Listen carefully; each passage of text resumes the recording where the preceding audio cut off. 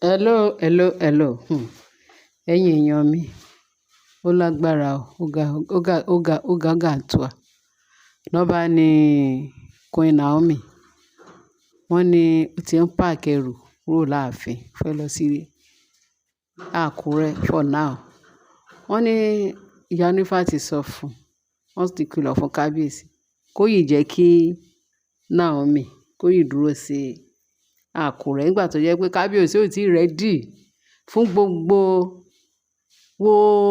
nǹkan tí Naomi sọ fún kábíyèsí pé mí ní mi ń fẹ́ o, mí ní mi ò ní fẹ́ o, mí ní gbogbo nǹkan tó bá ní kí n ṣe mí ní ṣe pé ṣùgbọ́n ìgbà tó ọ̀dẹ̀ jẹ́ kí n gbádùn yìí ńkọ́. Ẹ̀mí òun máa jẹun lógún ju gbogbo ẹ̀tànjẹ tó wà ńlẹ̀ yìí. Òun ò ṣe ẹ̀tànjẹ yìí mọ́. Òun nífẹ̀ẹ́ wá fẹ́ mi ní, wá mọ̀ pé onífẹ̀ẹ́ mi wá máa fẹ́ mi ní Àkúrẹ́. Ó ní kábíyèsí kọ̀.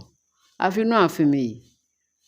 Gẹ́gẹ́ bá ṣe ń sọ, báwo lèèyàn ṣe máa jẹ kéèkì ẹ̀tàn tó tún máa sọ pé òun tún fẹ́ gbà padà. Níbo ló ti fẹ́ rí? Irú tí kábíyèsí ń ṣe gbogbo èèyàn ó ti fẹ́ sú gbogbo èèyàn.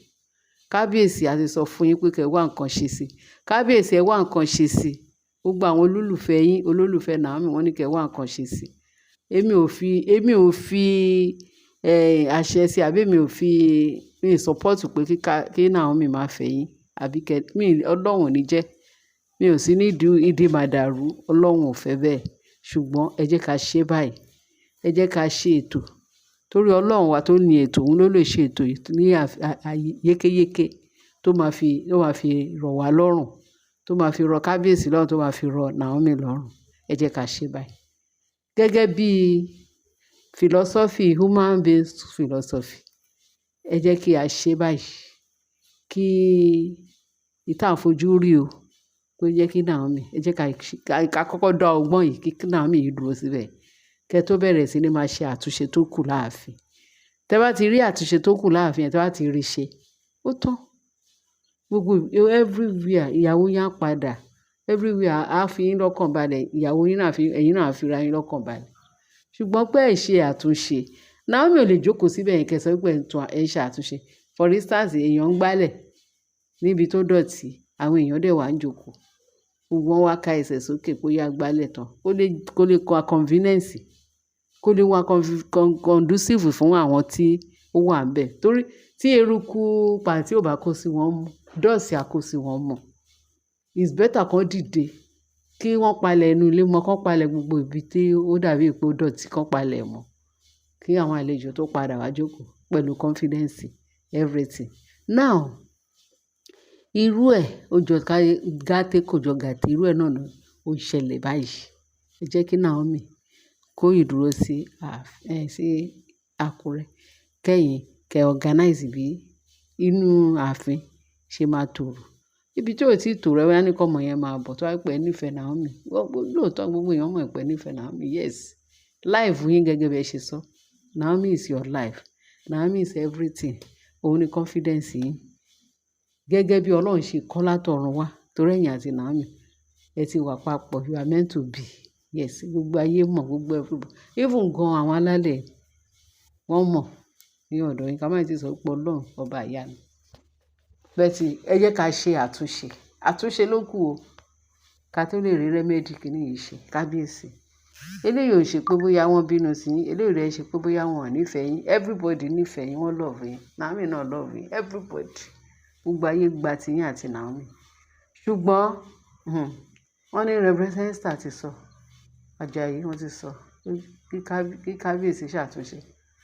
Wọ́n ní Naomi yìí rò pé bóyá àtúnṣe yìí máa wà. Kábíyèsí dẹ̀ ń lérí léka heaven and earth. Kò sí nǹkan tó máa ṣe Naomi. Bẹ́ẹ̀ ni kò sí nǹkan tó máa ṣe náà. Ó gbọ́dọ̀ wà láàfíà wà àtàwọn ọmọ ẹ̀. Ṣùgbọ́n àwọn kàńdá tó wà nínú ìrẹsì nǹkan tẹ́ ẹ bá ti ṣàkúrò kò lè, mi rò pé ìrẹsì yẹn lè ṣe jẹ náà. Now ni ibi tí gbogbo ẹ̀ ti wá fọ́ yángán, tí gbogbo ẹ̀ tọ́lọ́run dé wá declare fún Naomi. Wọ́n ní àná mọ́júmọ́ èní yìí ni kábíyèsí, ní ìyá kábíyèsí, ìyá òkú ọ̀run.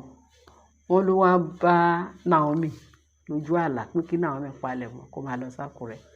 ní wéré kíákíá ní wàrà ṣèṣà pé kó máa lọ sákúrẹ́ o, kò gbọ́dọ̀ dúró sáàfin pé kó má dá ọmọ òun lóhùn o, má dá kábíyèsí lóhùn, má dá kábíyèsí ọkọ ẹ̀ lóhùn. Èmi ìyá ẹ̀ mo sọ fún ẹ pé kò dìde. Sórí àwọn èṣù láàlú tó wà ní ààfin ẹ̀jẹ̀ kò sí, wọ́n ní especially Ashley yẹn, wọ́n ní àgàgà Ashley yẹn, wọ́n ní Ashley pé kò sí nǹkan míì tó ń dúró dè ní ààfin. Ó fẹ́ rí ìdí Naomi, ó dẹ̀ fẹ́ rí ẹ̀yìn Naomi. Ọlọ́run ò dẹ̀ jẹ́ fún, Ọlọ́run ò ní gbà fún. Pé àtúnṣe máa wà ó, pé kò sí nǹkan tó ń wà, kò sí nǹkan kan tó fẹ́ mú, tẹ̀ sí nǹkan kan tó mú láàfin. Torí Naomi ló ṣe jókòó sáàfin, ló ṣe lóhùn òkúrò. Wọ́n ní kí kábíyèsí, wọ́n ní ìyá kábíyèsí ní kí Naomi kó padà kó máa lọ sákúrẹ́. Àní lóòótọ́ wọ́n ní Naomi dẹ̀ palẹ̀mọ́, ó dẹ̀ ti lọ sákúrẹ́ o, bó ti ń palẹ̀mọ́ gẹ́gẹ́ bá ṣe gbọ́ allegedly. Wọ́n ní Naomi tiẹ̀ ń lọ sí Àkúrẹ́ gẹ́gẹ́ bá ṣe gbọ́. Wọ́n ní tí ìyá kábíyèsí ò bá sọ bẹ́ẹ̀ pé Naomi yìí máa jókòó. Wọ́n ní kábíyèsí wá sọ pé Naomi má ṣe, ó ní lọ béèrè lọ́wọ́ ìyá rẹ̀. Ìyá ẹ̀ ló ní kí n máa lọ. Tí ìyá ẹ̀ wá sọ yẹn, because ìgbà tó fi wà, tó bá wà nínú ìṣòro kan tó yẹ pé ó wà critical, màmá yẹn máa yọ sí ni. Gbogbo ìgbà tó fẹ́ gba àwọn ọmọ yẹn, tó ń gba ọmọ yẹn nígbà táwọn ọmọ yẹn wà nínú oyún, tó máa gbà tí Naomi wọ́n máa gbé ẹyọ kan kúrò nínú oyún, wọ́n máa sá, ẹ fi bá mi gbọ́mọ mi, ẹ bá wọn gbọ́mọ òun, ẹ bá wọn gbọ́mọ òun. Wọ́n ní ìyá yẹn kan máa yọ sí Naomi lójú oorun. Wọ́n ní Naomi náà lórúkọ tí Naomi sọ òun là ń gbọ́. Wọ́n ní bó ṣe ní kó bá wọn gbọ́ wọn kíákíá. Ìyá Naomi dẹ̀ máa double cross wọn, á gbé àwọn ọmọ yẹn, á gbé padà sínú Naomi. Torí àmọ́ ṣe sọ pé àwọn ọmọ Naomi pé áńgẹ́lì ló rán wọn wá, màláíkà ni wọ́n. Ẹnikẹ́ni tó wá sọ pé òun fẹ́ ta Naomi lọ́fà, ó kàn fẹ́ fi rẹ̀ ṣẹlẹ́yà ni. Wọ́n ti ẹ̀ ń rọ́kù ni. Mo sọ pé nígbà tó Ọlọ́run bá máa dé sí wọn, ó dìgbà náà nù. Mò ń bá wọn Ọlọ́run, wọ́n ní mò ń bọ̀ wọn Ọlọ́run kò ń yá bí ìṣẹ́jú kan, wọ́n ní bí ìṣẹ́jú akànnì. Ó lè dogun ọdún, ó lè lo 20, bẹ́ẹ̀ sí ní ìṣẹ́jú Ọlọ́run ìṣẹ́jú. At any time ni Ọlọ́run máa visit olúkálùkù pẹ̀lú iṣẹ́ ọwọ́ ẹ̀.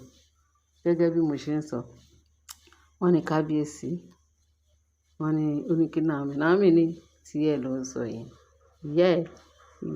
Ìyá kábíyèsí ló ní kí Naomi wá kúrò ní ààfin kó yí kọjá sí Àkúrẹ́. Kì í ṣe pé bóyá ó kọ Naomi, àwọn áńgẹ́lì ń tẹ̀lé lọ, àwọn ogun ọ̀run ń tẹ̀lé lọ. Ìyá kábíyèsí wà lẹ́yìn ìyàwó ọmọ ẹ̀ digbí. Gbogbo oríṣi prophecy, gbogbo wọn ń tẹ̀lé Naomi láti ṣe rere kí kábíyèsí wá wá nǹkan ṣe sí. Ó dàbí pé ìyẹn ni remedy tó wà nílẹ̀ ńsìn. Ó mọ ní kí n sọ fún wa èèyàn mi pé kí n ta yín lólobó ní nǹkan tá a gbọ́ ní internet space. Ìyá kábíyèsí ní kí Naomi yẹra díẹ̀ kó dúró láàfin kí kábíyèsí lè yanjú gbogbo àwọn túláàsì.